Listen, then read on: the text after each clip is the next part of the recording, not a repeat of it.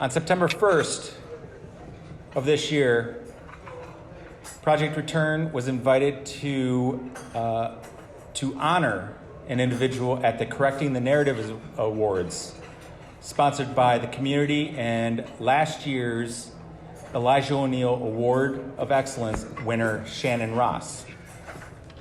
The individual we selected as an organization to honor that this year was John Harwell.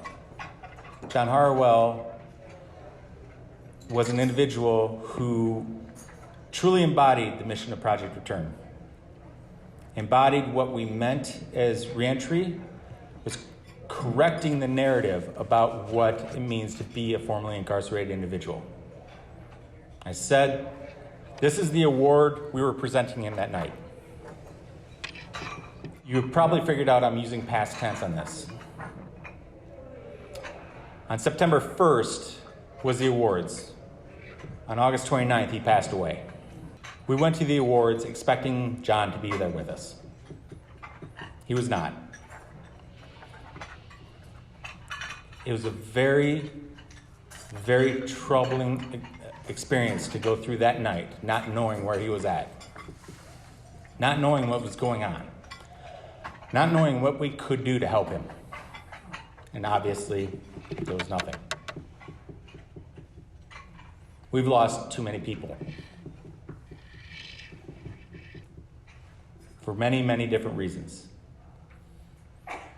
Too many of our clients, too many of people who have supported Project Return over the years.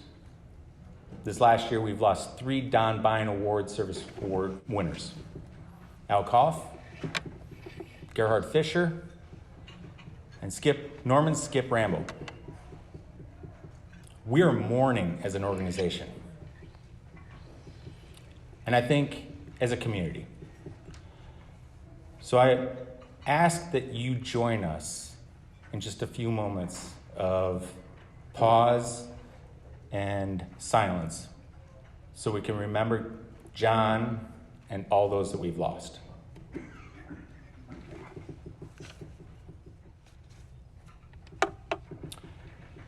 We've lost another individual, and that is this year's recipient of the Elijah O'Neill Award of Excellence. Lee Varner had a huge heart. Lee Varner believed in the mission of Project Return, was well on his way to becoming a circle keeper and helping many, many individuals in our community. And unfortunately, it did not come to pass. I asked Pam Gustafson to come up and share some thoughts about Lee and to accept the award for the Elijah O'Neill Award on his behalf.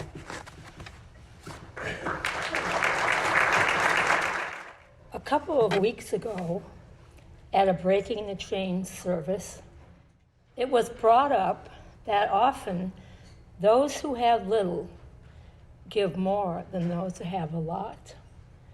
I immediately thought of Lee. Despite his own situation, he was willing to help others. When a benefactor bought Lee a vehicle and a house, he shared it with 3 other homeless people.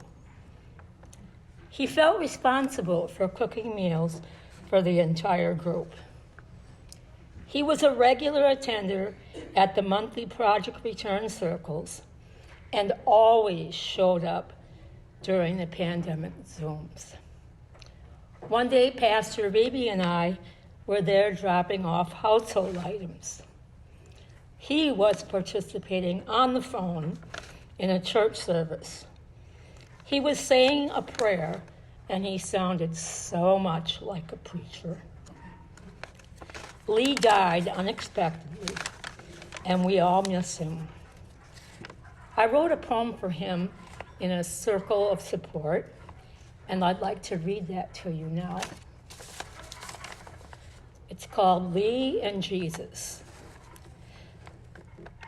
Lee is important to me. Together in Project Return community, like me, both sinner and saint. His public punishment was quite a constraint. He was still on probation, affecting his life station. Tunnel vision people may believe he was one of the least of these. Lee was struggling and destitute, but talking to him, I could constitute Jesus inside of his soul. Lee let God control. And let us all attempt to be this wise. The sinner next to Jesus on the cross went with Jesus to be in paradise. So will Lee today as I say my goodbyes. In memory of Lee Varner, November 22nd, 2021. Thank you.